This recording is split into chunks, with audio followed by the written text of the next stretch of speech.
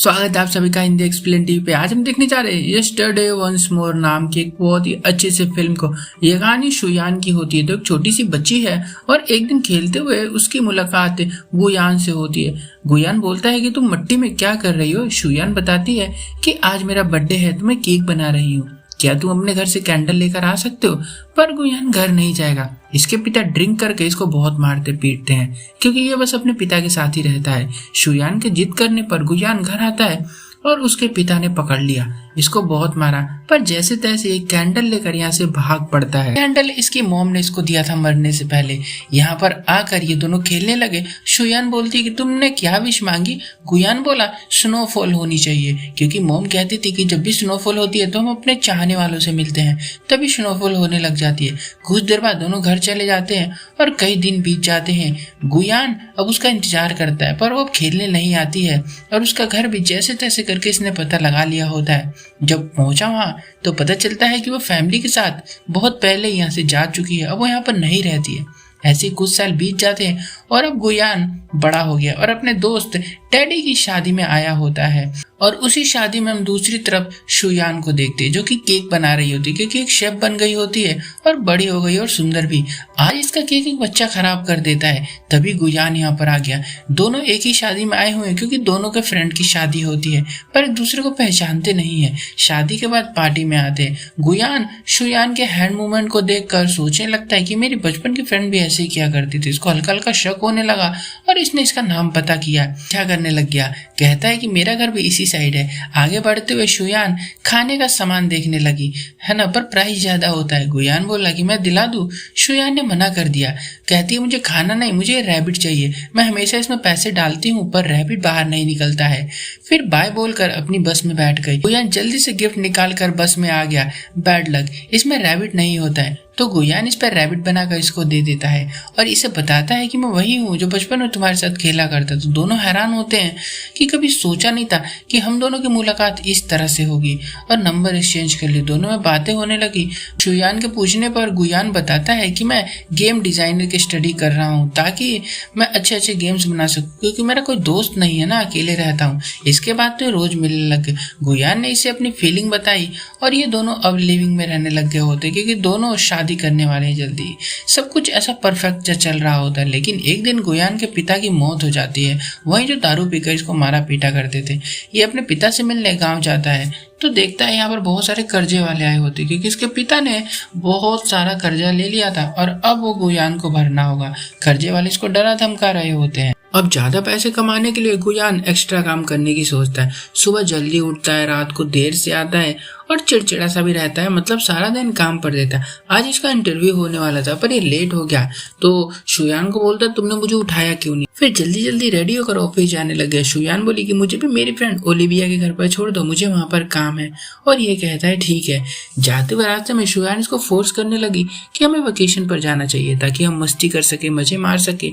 पर गुयान कहता है कि मैं न्यू ईयर तक फ्री नहीं हूँ। लकीली आज गुयान का बर्थडे भी होता है तो कैसे सेलिब्रेट करेगा ये इससे पूछती है ना। गुयान बोला कि जैसा तुम चाहो वैसे कर लेंगे। शुयान बोली ओके, तुम आज काम से जल्दी आ जाना ताकि हम मूवी देखने चल सके। बताओ कौन सी मूवी देखोगे। पर गुयान बोला कोई सी भी देख लेंगे। अब शुयान को लगने लग गया है कि गुयान कितना बदल गया है। वो मुझसे अच्छे से बात नहीं करता, इंटरेस्ट नहीं आता, मुझसे प्यार नहीं करता है। अब दोबारा इसके साथ कभी भी लिफ्ट मांगकर इसकी कार में नहीं आऊंगी।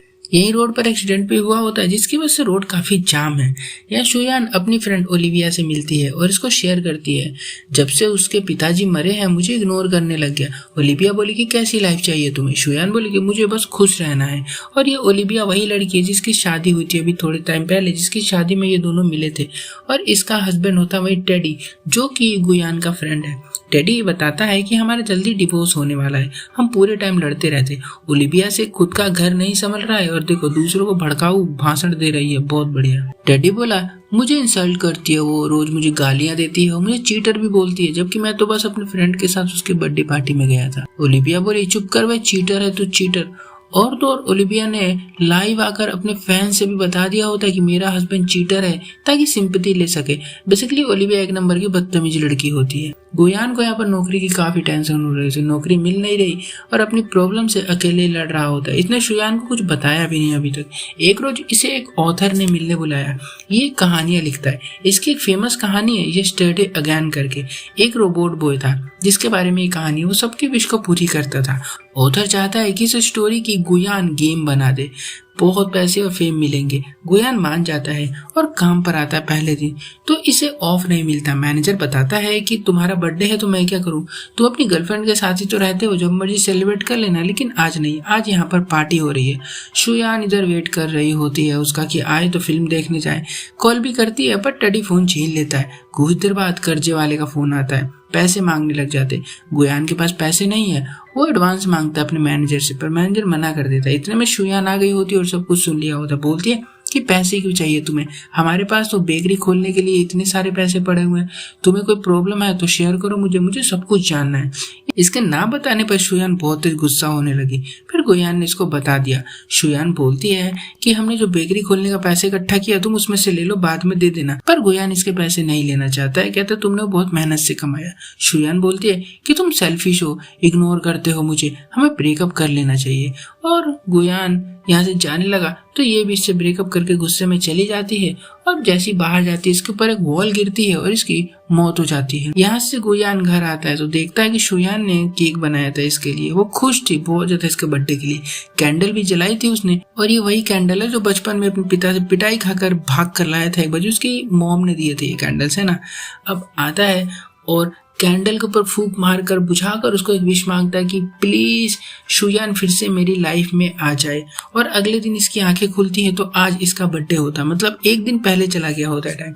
फिर से ये इंटरव्यू के लिए लेट हो रहा होता है, फिर से सेम डे रिपीट होता है। गुयान को लगता है कि ये सब बस एक सपना था, है ना। ये जाकर ऑथर से बताता है सब, पर ये सपना नहीं था। ऑथर का कहना है कि तुम्हारी विश थी, जो तुमने मांगा ना वो तुम्हें मिल चुका है, वो तुम्हारी लाइफ में फिर से आ चुकी है, सब कुछ रिपीट हो रहा है। तो ये पूछता है कि क्या शुयान फिर से मर जाएगी, और कहता है ना कि हाँ शायद। और ये जल्दी से काम छोड़कर ओलिविया के घर आता है भागा भागा और शुयान से मिलता है। यहाँ पर दोनों मिलके अपनी बेकरी के लिए घर देखने जाते हैं, क्योंकि ये नहीं चाहता पिछले दिन जो हुआ वो आज भी हो जाए। सबसे पहले घर देखा, फिर साथ में डिनर करने लगे। तभी शुयान को इसकी मॉम की कॉल आई और वो डांटने लगी कि हमने तुम्हें पढ़ाया था, लिखाया था, ये सब करने के लिए तुम शेफ बन गई हो, केक बनाती फिर रही हो यहाँ वहाँ। ये सब ओलिविया ने वीडियो डाल दी थी ना, तो मोम को पता चल गया है। मोम ने कहा है कि ये सब नहीं करना है तुम्हें। गुयान ने इसे समझाया, कहा कि देखो तुम शेफ हो, तुम्हें ये पसंद है तो तुम्हें करना चाहिए। वहीं पार्किंग में एक आदमी अपने बच्चे को मार रहा होता है, दोनों ने बचाया, आदमी को पीट दिया है। वहीं पार्किंग में देखते हैं कि एक आदमी अपने बच्चे को मार रहा होता है, दोनों जाकर उसको बचाते हैं तो वो आदमी शुयान को मारने लगा। फिर गुयान ने इस आदमी को बहुत पीटा और मामला पुलिस स्टेशन आ गया। पुलिस गुयान को छोड़ने को तैयार ही नहीं है ना। जैसे तैसे जेल से छूटकर भागता है तो उसको कॉल आती है, उसको पता चलता है कि शुयान कार एक्सीडेंट में मारी गई है। मतलब दिन तो अलग था पर अंजाम एक ही हुआ, यानी कि वो मर गई। सेम ऐसा जैसे कल हुआ था। ये घर आया और बॉक्स में से लास्ट कैंडल निकाल कर इसने फिर से विश मांगी उसको वापस लाने की। फिर से अगला दिन शुरू होता है। आज भी इसका बर्थडे है, मतलब डे रिपीट हो रहा है और शुयान बहुत खुश है, केक बना रही होती है इसके बर्थडे के लिए। फिर इसको छोड़ने गया ये वैसे ही, पर अलर्ट भी करता है कि देखो खुद से बाहर कहीं मत जाना, अकेले मत जाना, मेरा इंतजार करना। फिर वापस आकर ओलिविया को टेडी की वीडियो दिखाता है, कहता है कि वो तुमसे प्यार करता है, तुम उसके साथ ऐसा क्यों कर रही हो। ओलिविया भी जानती है कि वो प्यार करता है ना। ये तो उसको बेवकूफ बना रही है और सिंपैथी ले रही है यहाँ लोगों से, बदतमीज है बेसिकली। यहाँ से गुयान शुयान को इसकी मॉम के घर पे लेकर आया होता है, कहता है तुम जाकर अपनी मॉम को बता दो कि तुम क्या काम करती हो और क्या करना चाहती हो। ये अगर बताती है तो मॉम मान गई होती है, लेकिन ऊपर ऊपर के मन से। अब मॉम कॉल करके गुस्सा तो नहीं करेगी ना कम से कम, क्योंकि इसने तो देख रखा है कि क्या हुआ था। मॉम को ये अपना केक भी खिलाती है और मॉम बहुत खुश होती है केक खाकर। फिर दोनों यहाँ से हैप्पी हैप्पी होकर जाने लगे। गुयान अपने घर लाया इसको, इसके जहाँ पर नशेड़ी पिता रहते थे। वो बताता है कि उन्होंने इस घर को बेच दिया और बहुत सारा कर्जा भी ले लिया था। मेरे पिता से मेरी बात नहीं होती थी। मेरी मॉम मेरे बर्थडे वाले दिन ही मर गई थी, जब से मेरे पिता ने ड्रिंक करना शुरू कर दिया था। उस दिन से मैं अपना बर्थडे अकेले ही सेलिब्रेट करता हूँ। फिर दोनों घूमने लग गए, अच्छा टाइम बिताया, शाम को पार्टी में आते। गुयान खुश है इसके लिए, आज का दिन अच्छा है, ये जैसा पार्टनर चाहती थी इसको वैसा ही मिल गया। देखा पहले कैसे कार में बैठ के सोच रही थी कि हमें ब्रेकअप कर लेना चाहिए, मुझसे प्यार नहीं करता। और अब सब कुछ हम जैसा ऐसा करते हैं ना, मतलब सामने वाले के साथ, उस पर डिपेंड करता है उसका दिमाग कि हमें कैसे देख रहा है। अब ओलिविया को टेडी अपने दिल की बात बता रहा होता है और ये मान जाती है कि नहीं करेगी डिवोर्स। घर जाते हुए शुयान बोली कि हम सिंपल शादी करेंगे, फिर बेकरी खोल लेंगे और एक पेट भी रखेंगे घर के अंदर। और रोड पर जा ही रही होती है कि फिर से कार से ठुक जाती, लेकिन बच गई। तभी दूसरी कार आकर उड़ा देती है गुयान को। गुयान बेचारा मर जाता है और शुयान हॉस्पिटल में, उसको हल्की चोट आई है लेकिन ठीक है। टेडी इसके पास आया और बताया कि तुम्हें पता है गुयान ने तुम्हें 3 बार बचाया था, तुम्हें 3 जिंदगियां दी थी उसने, उस मैजिकल कैंडल की वजह से। उसकी मॉम ने दिया था वो कैंडल उसको। ये सारी बातें सुनकर शुयान जल्दी से उस ऑथर का एड्रेस लेकर वहां जाती है। ऑथर का डोर खुला तो उसमें से एक लेडी बाहर आई तो कहती है सॉरी मैं गलत घर पर आ गई, जाने लगी। लेकिन ओल्ड लेडी इसको अंदर लेकर आई और बताती है कि मैं जानती हूँ तुम कौन हो और मैं ऑथर की वाइफ हूँ। तुम चाहती हो ना जो, वो नहीं हो सकता है। तुम किस्मत को नहीं बदल सकती क्योंकि ऑलरेडी बदल चुकी है वो। जैसा तुम्हारे साथ हुआ ना, वैसा ही मेरे साथ भी हुआ था। मेरे हस्बैंड ने भी मुझे बचाया था कई बार और वो अब जा चुके हैं और मैं उनकी जिंदगी जी रही हूँ, जैसे कि तुम गुयान की जिंदगी जी रही हो। मैं उनकी वजह से ही जिंदा हूँ। अब तुम नहीं जा सकती हो टाइम में पीछे क्योंकि कैंडल्स नहीं बची है। तो शुयान सेम कैंडल खोजने के लिए गुयान के घर पर आती है।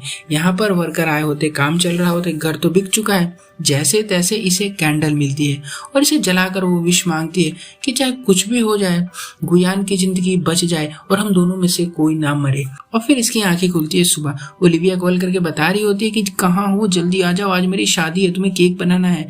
शुयान जल्दी से रेडी होकर टेडी से आकर बोले कि गुयान कहाँ पर है। टेडी बोला उसकी फ्लाइट लेट हो गई है।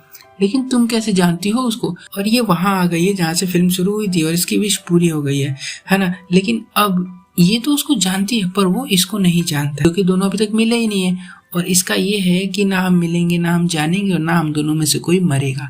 अगले दिन इसकी मीटिंग होती है और अब इसे यकीन हो गया है कि हम कभी नहीं मिलेंगे क्योंकि अगर ये लोग मिले तो इनमें से एक पक्का मारा जाएगा। इससे पहले अपनी मॉम से मिलकर सब बताती है कि मुझे शेफ बनना है और जो आप बनाना चाहते हो मुझे इंटरेस्ट नहीं है। फिर बेकरी खरीदती है। ये गुयान के पिता से भी मिलती है, वो अभी तक जिंदा होती है क्योंकि टाइम अभी काफी पहले ही चल रहा होता है। सडनली एक दिन गुयान इसकी बेकरी में अनजाने में आ गया। ये तो रोने लग गई थी उसको देखकर, दूर रहने की कोशिश करती है पर दोनों के पास रैबिट होता है और इसको जानती है, रोक नहीं सकती और ये भी इसको पहचान गया होता है और दोनों फिर से मिल जाते हैं। और यहाँ पर दोनों मिल जाते हैं। बाहर आकर देखते तो स्नोफॉल हो रही होती है क्योंकि विश तो इसने भी मांगी थी ना कि स्नोफॉल हो जाए और स्नोफॉल होती है तो जो एक दूसरे से प्यार करते हैं मिलते हैं। ऐसी विश थी इसकी फिल्म के शुरू में, तुमको याद होगी। और इस तरह से दोनों मिल जाते हैं। अभी दोनों मरेंगे कि नहीं मरेंगे ये तो हमें पता नहीं चलता है। वीडियो अच्छी लगी वीडियो को लाइक कर देना, चैनल को सब्सक्राइब कर दो। मिलता हूँ तब तक के लिए, बाय।